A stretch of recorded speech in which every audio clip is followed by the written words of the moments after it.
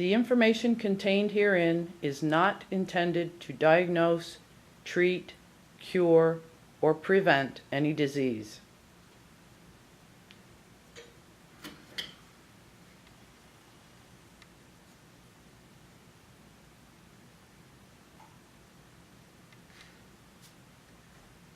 Are you tired of being lied to about the phony dangers of first, second, and third-hand smoke?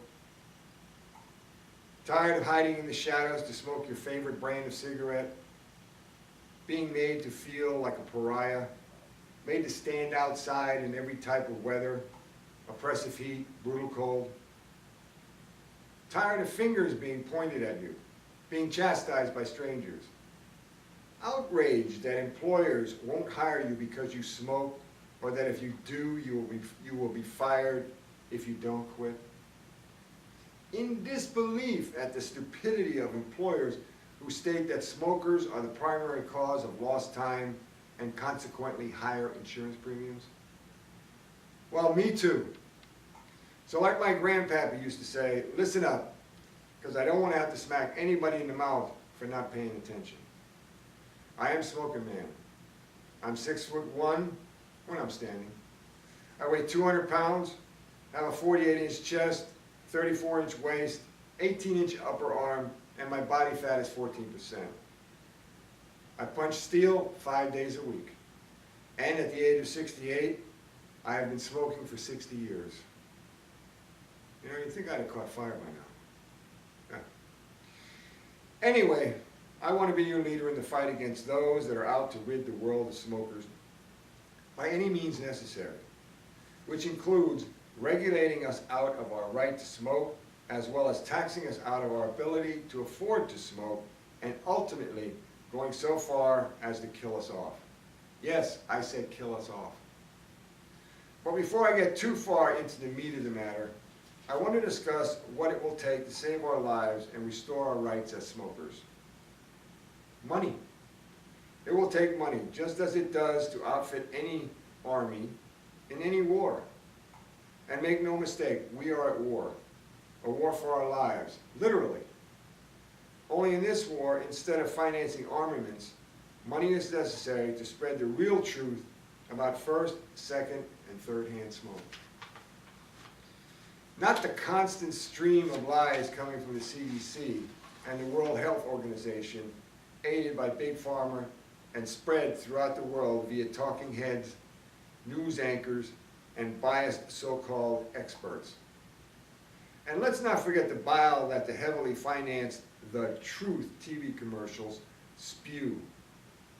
Oh, and before I move on, just a little note about the World Health Organization. A few years ago, they released an internal report showing that after a 7-country, 12-center study on secondhand smoke, not only did secondhand smoke not cause lung cancer, it may actually afford protection against lung cancer. Makes one wonder why the World Health Organization only released the report internally, doesn't it? Money will allow me to create a website, a live webcast, so I can broadcast daily, taking your phone calls, getting your input and your experiences, and melding them with my knowledge and experience in order for us to be able to launch a full-on frontal assault to win our freedom. Money will allow me to build a small studio with a teleprompter so I don't have to read from a clipboard. Hire a small staff and funds to move around, allowing me to meet with groups throughout the country publicizing our efforts. Hold seminars to educate and strategize the use of legal tactics. And where will this money come from? You. I don't have any sponsors. I'm not a rich man.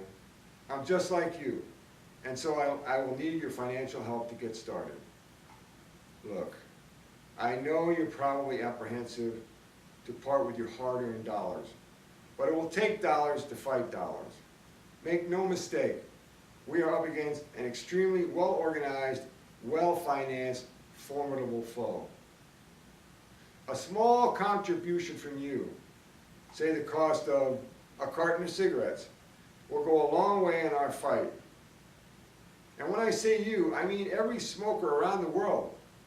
Because as everyone knows, what happens in America doesn't stay in America. If they haven't gotten to you yet, they're coming. So I'd like to pause here and explain to you how you can contribute if you'd like. It's very simple. You can do it through PayPal. You go to paypal.com, you click on Buy, and then you click on Make a Payment. Then you put in from your email address, and then to SmokinMan, S-M-O-K-I-N, no G, S-M-O-K-I-N, M-A-N, at yahoo.com. It's as simple as that. Now that's different from my Twitter handle, which I'll tell you about later.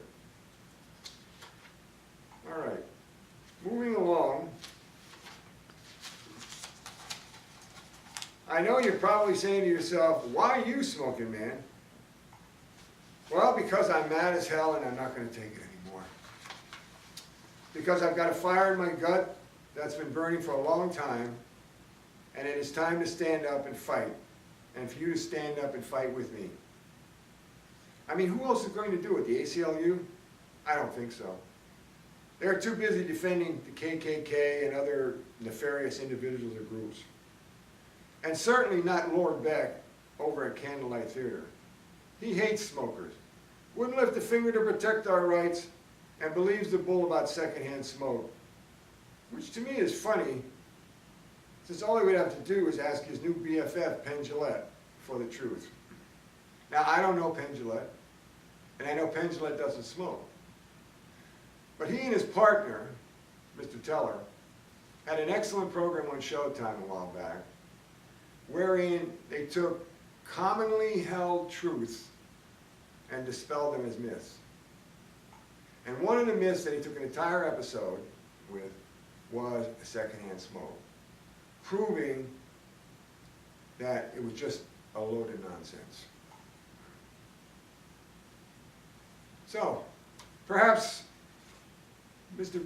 Jillette and Lord Beck can get together sometime and have a chat about it.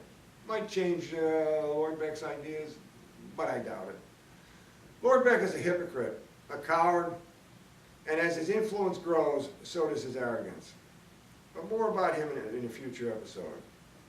But before I close on him, I've got to tell you about an interview we had with Dennis Leary before he was anointed Lord Beck and established residence in Candlelight Theater.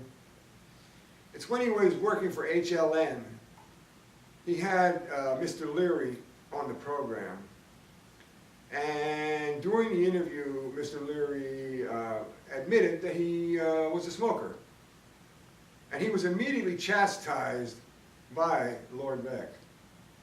And I don't know Mr. Leary, but I've been watching him for years, and I've always found him to be in great shape. Now, I don't think he punches steel like I do, but he's in great shape. And I could only, while I was watching him being chastised by Lord Beck, I could only think, rolling around in his head, and I'm not putting any words in his mouth, I may be all wet, rolling around in his head, I know it was rolling around in my head.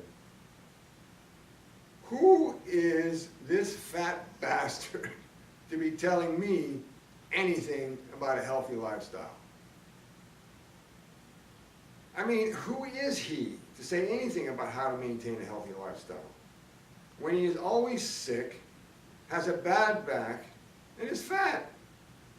Unlike myself, who after decades as a health professional know how to stay healthy and know the real causes of cancer, such as the one I'm going to tell you about in this episode, and others I'm going to tell you about in future episodes. So I'm going to get right to that at this point. Candles. Candles are a major cause of cancer. Oh, what are you talking about?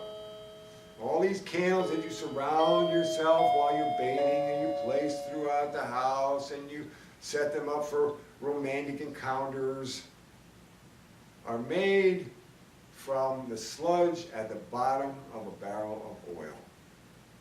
And in this sludge is benzene, an extremely toxic, cancer-causing element. So every time you're breathing, every breath you take, you're taking in this. Not to mention all the chemicals they put in to make those phony fragrances. And don't come back at me and say, well, I only use beeswax candles. No. You only have to have 51% beeswax in a candle for it to be called, legally called, beeswax. The other 49%, ta-da, benzene. Be careful. Throw those candles out. Do yourself a favor. Have somebody come over to the house, sit on the edge of the tub, and blow smoke in your face. You'd be much better off. Now, another thing that I want to do at the end of every episode is to ask you a question. And the question I want to ask you today is, when was the last time somebody had one too many cigarettes, jumped in their car, sped down the highway, and ran over some poor soul, killing them and or themselves? Think about it. And next time I'll have another question for you. And hopefully you'll be able to think about that too and come to a logical conclusion. Now, the next episode will be coming out very soon. And the way you can find it is either look for it or you can follow me on Twitter. And I will make an announcement on Twitter to everybody who's following me when the next episode is available, and you can go and see it. Now, the Twitter account is different from the PayPal account handle. The Twitter account is Cool SmokinMan.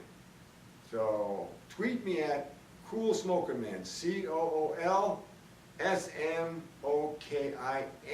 no G, M-A-N. Cool SmokinMan. So, until next time, folks, smoke 'em if you got 'em.